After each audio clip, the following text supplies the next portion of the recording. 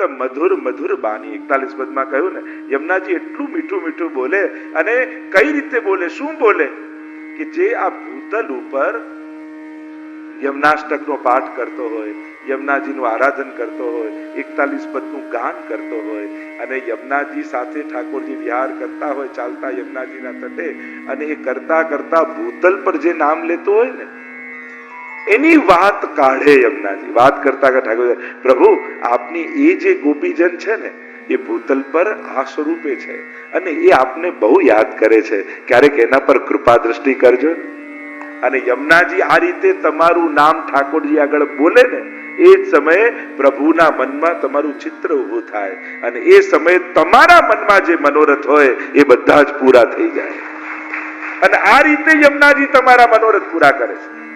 યમુનાજી મનોરથ પૂરા કરે એટલે પોતે આવીને કામ એમ નહીં, ઠાકોરજી સન્મુખ એ વૈષ્ણવનું નામ એની સુધી લેવડાવે યમુનાજી એ જીવની. અને જ્યારે ઠાકોરજીને સુધી થાય, जिन्हे ભૂલી જાત પિય तिन्हे સુધી કરી દે. 41 પદ જો બધા જ પદોની હું એક રેફરન્સ લઈ આખું 41 પદનું સાર કહીશ.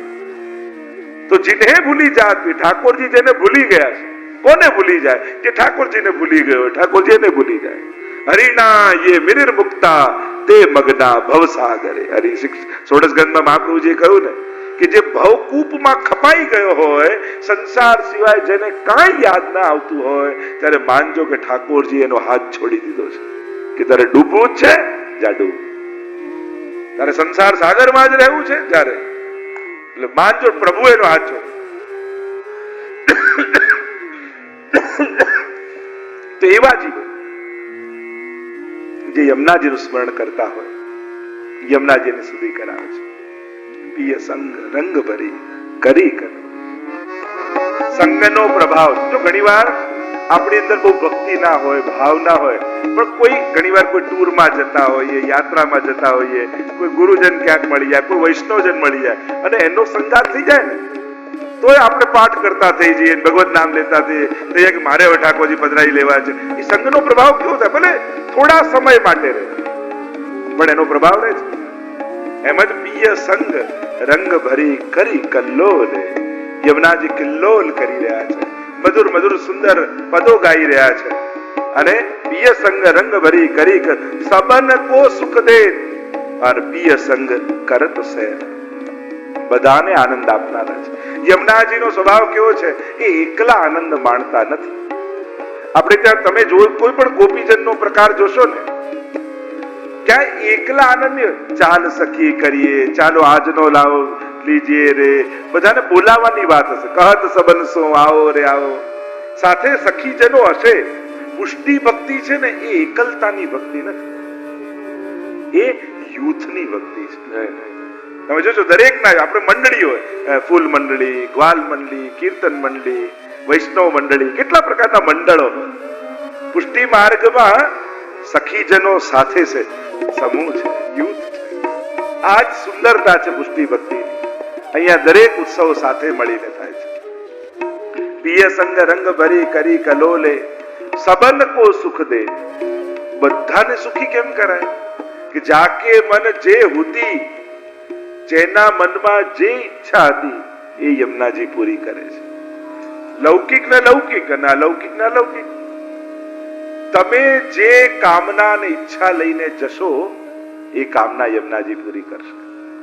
પણ મહાન પાસે તુચ્છ ઈચ્છવું એ પણ મૂર્ખતા છે. જે ઈશ્વર આપી શકતા હોય એની પાસે સંસાર માંગવો એ તો મૂર્ખતા છે. અને એટલા માટે શ્રી યમુનાજી સબન કો સુખ દે, અને પ્રગટ પ્રમાણ છે. જે જે મનમાં કામના રાખશો ને યમુનાજીનું આરાધન કરશો, યમુનાજી બધું જ પૂરું કરશે. નિશ્ચિત વાત છે. બધાને સુખ આપનારા છે. દરેકનું સુખ જુદું છે. સુખ બધાને જોઈએ છે, પણ દરેકના સુખ જુદા છે. કોઈનામાં સુખ છે, કોઈનામાં સુખ છે, કોઈનામાં સુખ છે. એક વસ્તુ યાદ રાખજો, બુદ્ધિ અને મહેનતથી સુખના સાધનો ભેગા કરી શકાય, સુખી ન થઈ શકાય. સુખના સાધન બુદ્ધિ અને મહેનતથી મેળવી શકો, પણ સુખી થવા માટે તો તમારી સારી સમજ જોઈએ. જો સારી સમજ ન હોય તો ઉત્તમ મેળવેલા સાધનો પણ દુઃખના કારણ બની જતા હોય છે. એટલા માટે એની કૃપા જોઈએ. ઈશ્વરની કૃપા વગર મેળવેલી વસ્તુઓ પણ સુખ નથી આપી શકતી. તો સબન કો સુખ દે और पिय संग करत सैन. यमुनाजी सुख માટે શું કરે છે? ઠાકોરજીને સૈન એટલે ઈશારો. સૈન સંકેત દેહો બોલાય. આપણે કહે કે સંકેત કરવું, સૈન કરવું. અને એટલે યમુનાજી ઠાકોરજીને સંકેત કરી દીધો. મેં જેની વાત કરી હતી ને એ સન્મુખમાં છે. જો પ્રભુ હું જે ગોપીની વાત કરતી હતી એ ગોપી દંડવત કરવા આવી છે, એ હમણાં હવેલીમાં આવ્યા છે, એ હમણાં પાઠ કરી રહી છે, એમ સંકેત કરી અને શ્રી ઠાકોરજી પાસે કૃપા કરાવે છે. તો સબન કો સુખ દેન पिय संग करत सैन और चित्त में तब परत चैन जब ही बोले. અને શ્રી યમુનાજીને ચિત્તમાં ક્યારે આનંદ થાય, યા ભક્તના ચિત્તમાં ક્યારે આનંદ થાય? જ્યારે શ્રી યમુનાજી કંઈક બોલે. चित्त में तब परत चैन जब ही बोले अति विख्यात और सब बात इनके हाथ.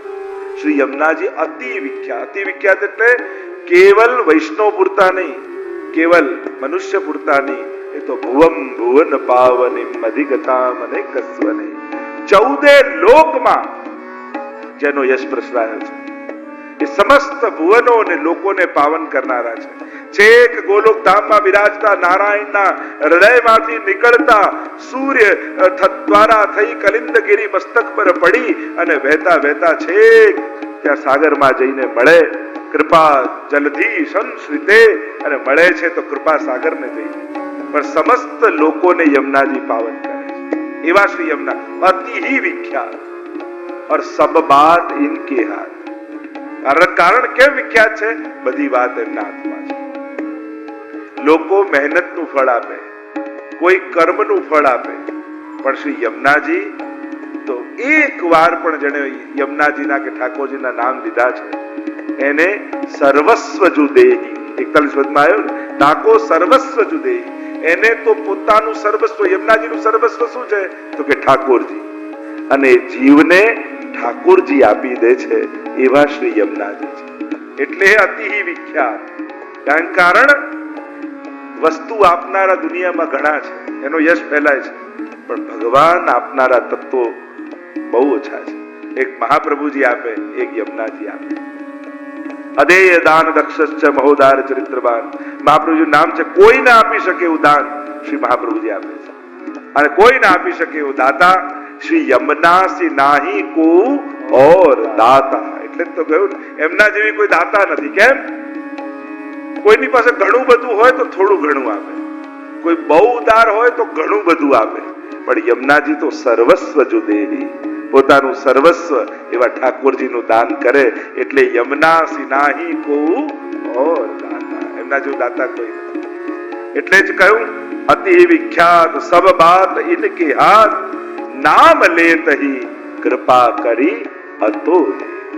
કેવલ નામ લેવા માત્રથી કેવી કૃપા કરે? અતોલે, જેની તુલના ન થઈ શકે એવી કૃપા. દુનિયામાં કઈ એવી વસ્તુ છે કે જેની સાથે કોઈની સરખામણી ન થઈ શકે? તો કે ભગવાન ઠાકોરજી એવા છે કે જેની સરખામણી કોઈની સાથે ન કરી શકાય. અતુલ્ય છે, અનુપમેય છે. જેની ઉપમા બી શું, એને કઈ ઉપમા દ્વારા ભગવાનને સમજાવી એવું કોઈ હોય તો નામ લે. કેવલ યમુનાજીનું નામ લેવા માત્રથી મુકુંદ રતિવર્ધિની. શ્રી યમુનાજી ઠાકોરજીમાં પ્રેમનું દાન કરનારા છે અને પ્રભુને વશ કરનારા છે. પ્રભુ એ જીવને વશ થઈ જાય જેના મુખમાં સદાય યમુનાજીનું નામ રહેતું. કોઈને આશીર્વાદ બી આપતા હોય ને તો મુખમાં યમુનાજીનું નામ લેતા લેતા આશીર્વાદ આપશો ને તો તમારા આશીર્વાદ એ ફળી જશે. કારણ યમુનાજી જેના જીવ પર હોય, હૃદયમાં હોય, એના મુખમાંથી નીકળેલા શબ્દો પૂરા કરવા માટે ભગવાન બંધાયેલા છે. પ્રભુ એની સર્વ મનોકામના આશીર્વાદ સફળ કરે છે. નામ લેતહી એટલે યમુનાજીનું નામ કેવું છે? યમુના કે નામ અગદૂર ભાજે. યમુના યમુના નામ જપો. એટલે અનેક અનેક પદો ધોળોમાં આપણે યમુનાજીના નામનું કેટલું કારણ કે આ ત્રણ વસ્તુનું બહુ મહત્વ. પ્રભુની સેવાનું મહત્વ છે, યમુના મહાપ્રભુજીના સાનિધ્યનું મહત્વ છે, અને યમુનાજીના સ્મરણનું મહત્વ છે. આ ત્રણેય તત્વોનું આરાધન આપણે કરીએ તો ઠાકોરજીના શ્રીજીનું સેવા, શ્રીજીની સેવા, એમની યત્કિંચિત સેવા પણ કરો ને એ ક્યારે નિષ્ફળ નથી જતી. મહાપ્રભુજીનું ક્ષણવાર સાનિધ્ય મેળવી લો ને એ પણ નિષ્ફળ. કારણ સર્વોત્તમ સૂત્રમાં નામ છે સાનિધ્ય માત્ર દત્ત શ્રી કૃષ્ણ પ્રેમા. નેક જો બેઠો છાય પુરુષોત્તમ ફલ દેત હૈ, નેક જો બેઠો છે. એટલે વલ્લભ સાકીબા પણ કહ્યું ક્ષણવાર મહાપ્રભુજી એવા કલ્પ વૃક્ષ છે કે નીચે આવીને ક્ષણવાર બેસો ને તો પુરુષોત્તમનું ફળ તમને આપી. વિચાર કરો, તમે ઝાડ નીચે આવીને બેસો તો ફળ તમારા ખોળામાં ક્યારે આવે? જ્યારે પાકે ત્યારે. ફળ પાકે તો ગોદમાં પડે, અહીંયા ઊંધું છે. જ્યારે બેસનારોની ભક્તિ પાકી જાય ને ત્યારે ફળ આપમેળે ખોળામાં આવીને પડી જતું. અહીંયા તો બેસનારો પાકવો જોઈએ. ત્યારે પુરુષોત્તમ ફલ દેત હૈ, બેઠ નેક જો બેઠો છાય. સાનિધ્ય માત્ર દત્ત શ્રી કૃષ્ણ પ્રેમા. ક્ષણવારનું સાનિધ્ય તમને કૃષ્ણ પ્રેમથી ભરી દેશે. અને એ જ રીતે મુખમાં લીધેલું યમુનાજીનું નામ મુકુંદ રતિ વર્ધિની તમને ઠાકોરજીમાં અનંત પ્રેમનું દાન કરશે. તમે વિચાર્યું નહીં હોય કે મને તો ક્યારે ભાવ નહોતો, પણ યમુનાજીની એવી કૃપા થઈ. એકવાર યમુનાજીના પાન કર્યા, એકવાર યમુનાષ્ટકનો પાઠ કર્યો, ઠાકોરજીમાં કેવો ભાવ જાગ્યો. મેં કેટલા એવા વૈષ્ણવને જોયા કે યમુનાજીની કૃપા થકી એ પુષ્ટિ ભક્તિમાં કેટલાય આગળ નીકળી ગયા. પ્રગટ યમુનાજીની એમને કૃપાનો અહેસાસ થયો. તો નામ લે તહી કૃપા કરી અતોલે. અને કઈ રીતે? તો કે દરસ કર પરસ કર ધ્યાન યમે ધરે. અને એટલે જ કહ્યું સદા વ્રજનાથ ઇન સંગ ડોલે. દરસ કર, ત્રણ વસ્તુ બતાવી: દરસ, પરસ અને ધ્યાન. સૌથી પહેલા દરસ કહ્યું. કોઈ સ્નાન કરવાથી ઉદ્ધાર કરે, કોઈ પાન કરવાથી ઉદ્ધાર કરે, પણ યમુનાજી સુધારે. કેવળ દર્શન થઈ જાય. થાય કે જાય જો શ્રી યમુના તીરે.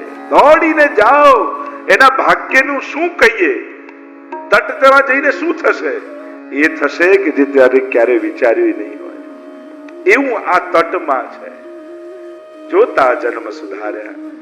ત્યાં અનંત લીલાઓ બિરાજમાં. આજે પણ યમુનાજીની ભીતર વાર્તા સાહિત્યમાં તો અનેક એવા પ્રસંગો. પેલા એક વૈષ્ણવને એવો ભાવ હતો કે મદન મોહન સ્વામીજીના સુંદર હું વસ્ત્ર ધરાવું, અને ગુસાઈજીને ટાંકો લઈને આવ્યા. ગુસાઈજી સંધ્યાવંદન યમુનાજીની અંદર કરી રહ્યા છે તટ ઉપર, અને ગુસાઈજી કહ્યું આ ટાંકો યમુનાજીમાં પધરાવી દો.